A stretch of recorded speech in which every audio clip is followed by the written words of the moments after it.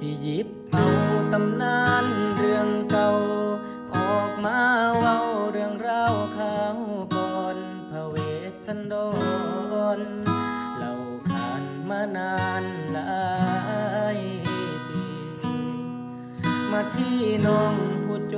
บผู้งามวาสนาพามเป็นคนอาปีลุงมักหวังเอามาที่ห่วมหอมีวา